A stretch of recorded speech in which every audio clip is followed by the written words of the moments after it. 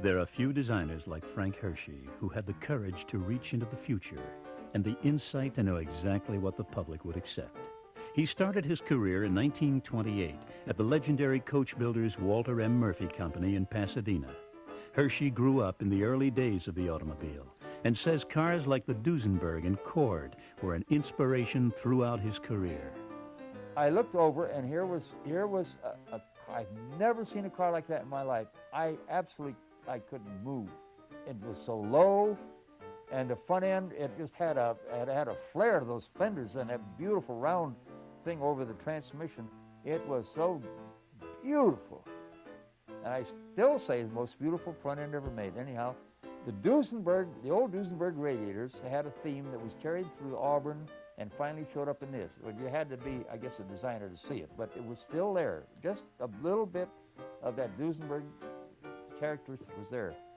And I knew that it had to be a Duesenberg product. I just knew it. Well, I didn't sleep for nights. I just loved automobiles. I thought about them all the time. When I was driving down the street and I saw this and I saw that shape, I thought, gee, that'll look good on a car. Now, you get ideas from all kinds of things. Even maybe some kind of a plant or something, you get an idea. It just strikes you as something you're looking for. And that gives you an idea. And then you've got artists working for you in there, and they're drawing their ideas of things, and sometimes you wonder, hey, that's a good idea, let's use that, see, let's try it. So no one man designs the whole car. The chief designer is in charge of it. His responsibility, it's his neck or his plaudits, one or the other. He's the one that says what's going on. He's the one that talks to the executives that come in. It's his job. And so he actually becomes the designer of the car because he picks this from his, but everybody contributes. Following the demise of the Murphy Company in 1932, Hershey was able to move smoothly into production car work. He worked at General Motors, then at Ford, with stops at Hudson and Packard along the way. He is given primary credit for the 1955 Thunderbird and was the inspiration behind the famous fins first seen on the 1948 Cadillac. Well, we were up in the Cadillac roof studio, and we were working on that front, and we had the clay model with a fin on it. And Harley Earl, he came up and said, Frank, they don't like that fin. Take it off. Take the goddamn thing off. So I didn't do it. I just threw a rag over it because we were working on the front end, the hell with the back end. So he came up 2 or 3 days later. He said, "Did you take that fin out?" God damn, you back, take that fin off. I said, okay. So I left. I didn't do anything about it. And working on the front end. He comes up about 3 days after that with dry stick. I said, oh boy, here it goes. Did you take the fin off? I said, no. He said, oh, thank God, they love it. I could sleep that night, you know.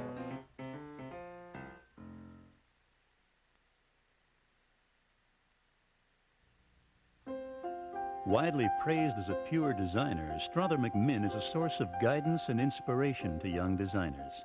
MacMinn worked at General Motors from 1936 to 1938. He later took a position with Hudson and was one of the consultants in setting up Calty, Toyota's design adjunct in the United States. Currently teaching at the famous Art Center College of Design in Pasadena, MacMinn is an active critic and historian of automobile design. Automobile design is definitely an art for both production cars and customs.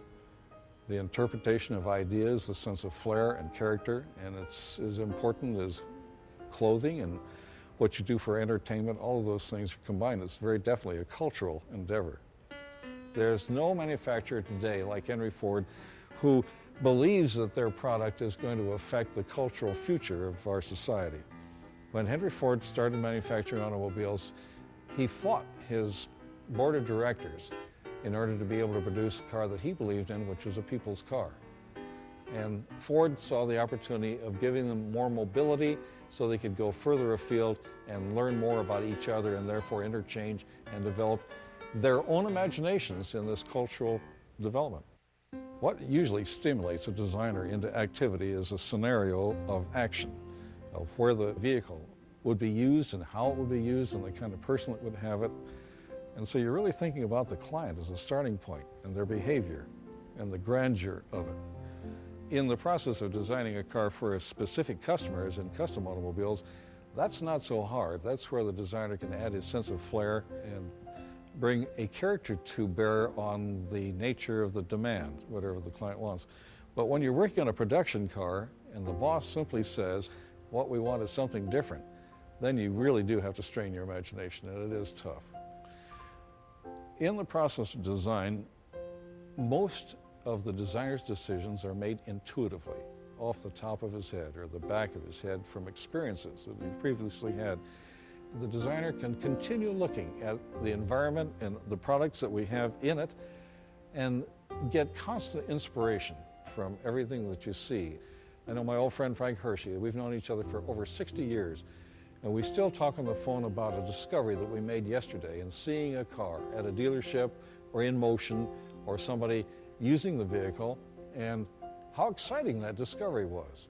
In 1948, I had the opportunity of joining Art Center's staff, and I'm still there sharing excitement and enthusiasms with young design students who you know are going to make a major contribution to this art, and just sharing it with them at the time when they can be most enthusiastic.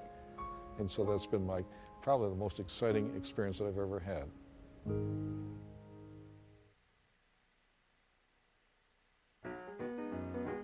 Chris Bowman Jr. is a highly respected craftsman in the fine art of custom automobile design and restoration. He began working with his father at Bowman & Schwartz, which was known as the Great West Coast custom coach builder, creating custom automobiles for some of the legendary stars of Hollywood. At that time, when the auto industry was still in its infancy, it was truly the custom body shops that were advancing the aesthetic design of automobiles. In 32 there and on, people had these cars and they were not very modern looking. So my father and Mr. Schwartz decided that the way to update it would be to lengthen the hoods on them, change the windshield posts on them, and lower them. And they also started putting the Continental kits on the rear, which helped modernize them. Clark Gable's car was an example of an update of the style that Bowman & Schwartz used, and it ended up to be a two-seater convertible coupe.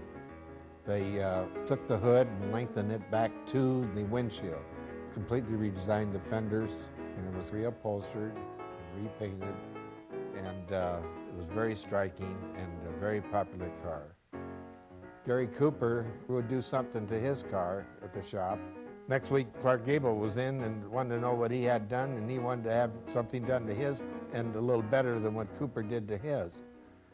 Hal Roach Studios came in with a designer by the name of Tony Garrett, and they wanted to have a very streamlined fishtail roadster built for a picture called Topper. It was built in 6 weeks. It had a fishtail in the back, it had 2 seats in it, a V windshield, and it was built on a 36 Buick chassis. Russ Hines had traveled cross country from one shop to another, trying to get somebody to build a dream car for him. He finally ended up in Pasadena at our shop and wanted to have the car built. It was called the Phantom Corsair and used in a picture called Young at Heart. And in that picture, the car was called the Wombat. And that was really the first public showing of the car. Men like to have real nice cars. If they can't buy it, they want it made. And it's the prestige of it all. And the speed, the looks, the comfort. They're never out of their childhood.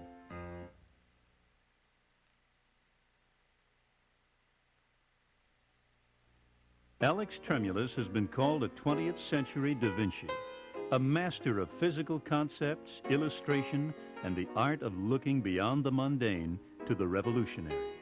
He is known to automotive enthusiasts as the man behind the Tucker body design. Tremulis headed advanced styling at Ford for 12 years, then conceived the world's fastest motorcycle along with gyroscopically balanced cars. Tremulis's ideas have always been ahead of their time.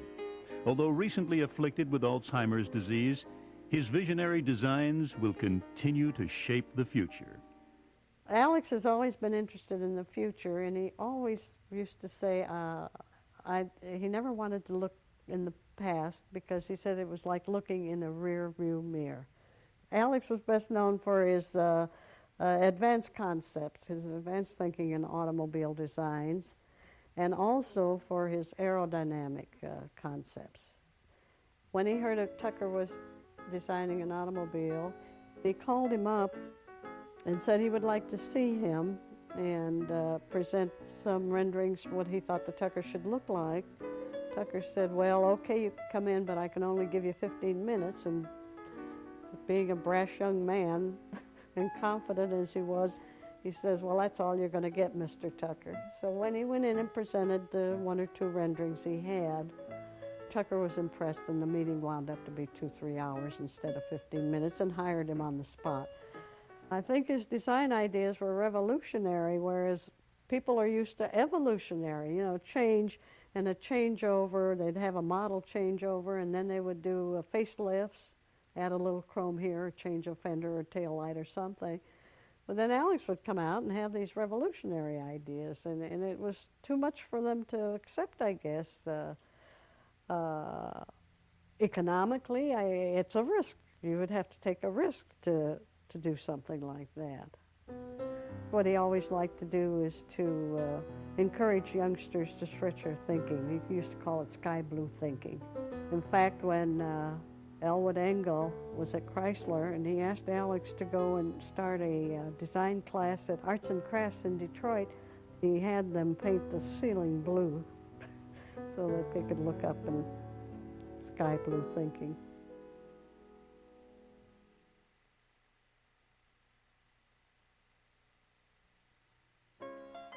Among his peers, Buzz Grisinger is known as a designer's designer. Growing up in Nebraska, he liked to draw and had a deep fascination with airplanes. He was in college studying architecture and engineering when he discovered what he really wanted to do. The school had a library, and in that library was an article in the Fortune magazine. The article was on the Chrysler triumvirate of engineers Zeter, Skelton, and Breer. And that was the trigger that set me right on track. And so from then on, I spent all my spare time developing the ideas on automobiles, and finally was able to get a job at Chrysler at $125 a month. And so I was off and going and had a lot to learn, and was very fortunate to be taken under wing there by a lot of very fine designers. So the environment and the atmosphere was just very creative. Before Grisinger went to Ford in 1955, where he became chief stylist of the Lincoln Mercury division, he was designing cars for the Kaiser Frazer Corporation and was responsible for the facelift on the 1954 Manhattan. At Kaiser, I really enjoyed things because it was a much smaller operation where each man was doing a much more important job. It was there that I think I really expanded my career, because I had much greater responsibility, and I had a full hands-on, full-size clay model activity, which means that I was not only hands-on in applying the clay, but also modeling the clay and scraping, finishing, polishing, foiling for bright parts, and so make it a sculptural gem, perhaps. I would say that an artist or designer has to have a sense of awareness about everything he sees and does or can touch. They have to be dreamers. They have to look into the future. They have to be somewhat dissatisfied with some things as they are. Basically, I've always liked the simpler, straightforward design that could stand on its own, almost untailored, just a beautifully proportioned kind of a thing. Expressive, and not static, but having some motion and feeling to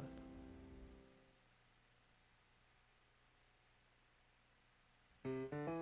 Bob Thomas was a classical blackboard designer, an artist who made it possible to visualize the final shape and details of a car. In 1937, Thomas landed a job in the Ford Styling Studio, where he worked on the original Lincoln Continental. From 1945 to 1947, he worked at General Motors, perfecting his skills as a designer under the watchful eye of styling director Harley Earl. His finest achievements came when he went back to Ford to work on the 1956 Continental Mark II and the productionizing of the 1961 Lincoln Continental. Automotive design as an art form is very much like composition and music. You have to have a main theme that you use and repeat that theme throughout the composition. You have to make sure the melody is good, and you have to make sure that that melody has the right chords to go with it. In car design, you do the same thing. You have a main theme that you want. You're doing a car with flowing lines, with smooth shapes, a car that looks right from every angle. A good example, I think, of how a car held together that I worked on was the 1961 Continental. That design with the body section that I developed and the tumble home of the roof and the planned view of the fenders all went together. When you looked at that car from every angle, it looked right. In the early 1950s, there was a competition at Ford to find a design that would become the 1956 incarnation of the Continental Mark II. We did 3 designs in the studio.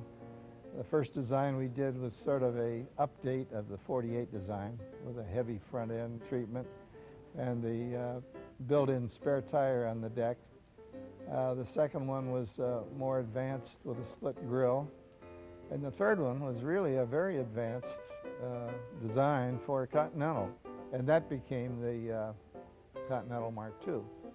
And it was truly a labor of love because we were given every opportunity to design the best car, the most tasteful car, and we would feel that Edsel Ford would be proud of if he could see this car.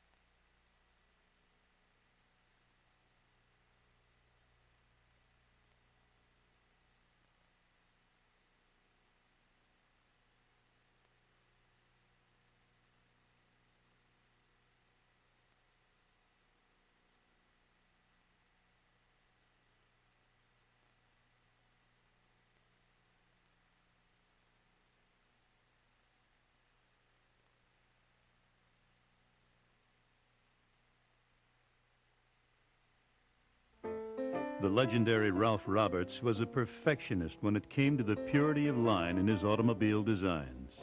He started working during the golden age of coach building and was involved with revolutionary designs like the 1934 Chrysler Airflow and the 1936 Lincoln Zephyr. Roberts' masterpiece was the 1940 Chrysler Newport Phaeton, a highly original design with aerodynamic lines that can be traced back to Roberts' childhood fascination with airplanes. I thought I would make an airplane. I would make at least a glider without an engine. So I made this great big wing wing, just about the size of this couch, all made out of bamboo and airplane cloth and shellacked all over and everything. And then it had a place to hook on my bicycle. So I took the bicycle with the wing on it. Neighbors must have thought that Robert's kid is a nut. Took it up the street, turned it around, got on the bike and pedaled down the street. I really thought I would take off and soar all around the neighborhood on this glider that I'd made. Well, can you imagine my disappointment where as hard as I could pedal downhill down the street, couldn't even get the front wheel off the ground. How awful. How could kids be so absolutely out of their mind as that? In 1921, Roberts joined designers Hibbert and Dietrich in the pioneering enterprise Le Baron Carrossier in New York City. They thought, well, why don't we just start a little business, just designing? This had never been done before in the automobile business, so they started a firm just like architects do in the building business, of making a design for a customer or for a company that sold cars. It got to the point where the big automobile business, which we would call Detroit, began to look at the custom body builders very carefully, scrutinizing what they did. And of course, they all came to the New York Salon and stayed there maybe a week and went to the Paris salons and in London and all the different shows, because at that time, this is again the mid-20s, say, the automobile was graduating from being a mechanism to being a, well, it's since been called an art form. We never thought of it as an art form, but it became the appearance and the comfort and the niceties of the car became more important to the buyer than the mechanics. They were still building what we called boxes on wheels. So they decided, well, maybe the custom bodybuilders could help them design their cars. And so we did. The Ford people, looking for a prestige car, bought out the Lincoln from the Leland brothers who had developed it. And Edsel Ford, he realized right away that they'd have to take this box on wheels and make it look like something. So he went to the custom bodybuilders, including Le Baron. And we, at that time, were probably the most prominent of custom bodybuilders from the design standpoint. And so, through the custom bodies, the whole trend grew up and left Detroit production way behind. A real good designer once told me, if you can't think of any design that you can't think of a design exactly to fit a case, just try doing the same one, the old one, backwards. He says sometimes, or upside down. He says sometimes it'll give you the idea.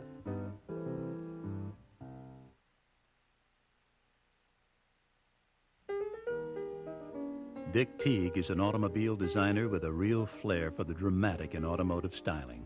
Teague started out in 1948 working at General Motors in the Oldsmobile studio and then on to the Cadillac section. He was chief stylist at Packard and then later at Chrysler. In 1959, he moved on to American Motors and within 5 years was vice president in charge of styling. For Teague, the most exciting design era took place during his years at AMC in the Javelin design room. I guess the Camelot years were the years that we were developing the AMX and Javelin series. Javelin came first. It was a 2+2, a 4-place car in 1968. And when that car came along, it was enormously well received. I mean, we really got plaudits from even our detractors on that one. And then we had done a little dog and pony show and shown some cars around the country called Project 4. Amongst those 4 cars, we had a car called the AMX, and that was a pretty little car. It had an unusual seating arrangement in it. I named that the Ramble seat, and it worked out pretty well. We got a lot of publicity on it. A lot of people writing in, letters. Why don't you build it? And after it came back from the shows, it said in styling. So Robert Beverly Evans, who was the chairman of the board at the time, he said, "You got to build that car, Dick." Well, it wasn't just up to me, for sure. But I finally figured out that we could get a lot of the look of that car by taking the Javelin and cutting 12 inches out of it. So anyway, we devised this thing, and we call it the AMX. And boy, that thing was a hit with management. That's the easiest selling job I ever had. During his career, Dick Teague mirrored a pride in craftsmanship that was often missing in the automotive industry. His rise to the top gave him a perspective on the future of automotive design that few have. There's so many fine cars coming out, not only from our friends on the island over there, but other places. And to see some of the cars that these kids are doing, and you know, just a few years back, you'd look at those and say, God, they're impossible, I'll never build anything like that. So the future is really unlimited, and it's so tied in with developments in technology as far as materials are concerned. The designers, to a large measure, are as good as technology will let them be. And the future is just, gosh, I just wish I could live to be 100 years old to see some of those things that are going to happen.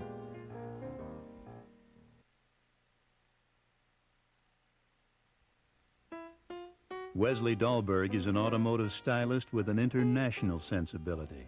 Dahlberg has been sketching and painting since his early youth, ultimately leading to a long and distinguished career in automotive styling. I consider automobile design as just another aspect of the wide field of art. I think all of the arts are interrelated. And fine arts and automotive design, product design, all have certain basic roots. There are certain principles that should be perhaps incorporated into a good design, whichever field you're in. In 1958, Dahlberg became chief designer in charge of Ford Motor Company's styling operation in Cologne, Germany, where he developed the groundbreaking Taunus. The Taunus was rather world-shaking. Europe was all abuzz with that design. The basic concept for design in the States during those years had been, to me, very disturbing. The main criteria for a good design, supposedly, had been the wider it is, the longer it is, the more chrome you could put on it. Those would make a good design, and I objected to that theory.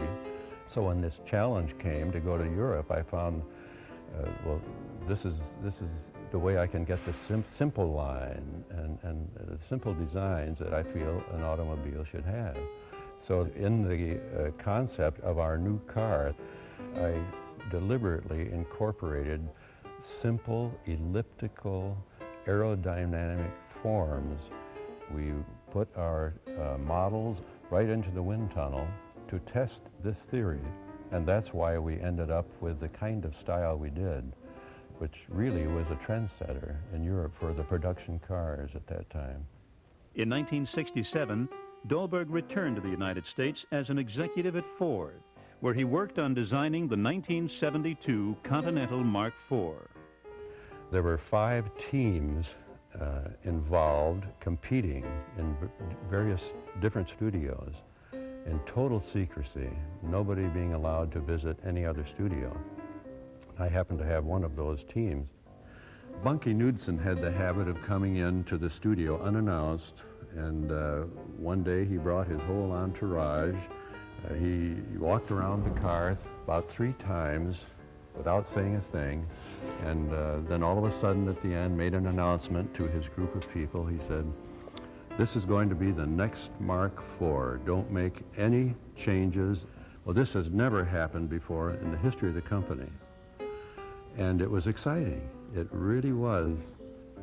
I think every designer would love to have the opportunity to design a car with the proportion that the Lincoln cars had, and with the money to work with, and with the image situation that exists with such a car, a classic potential.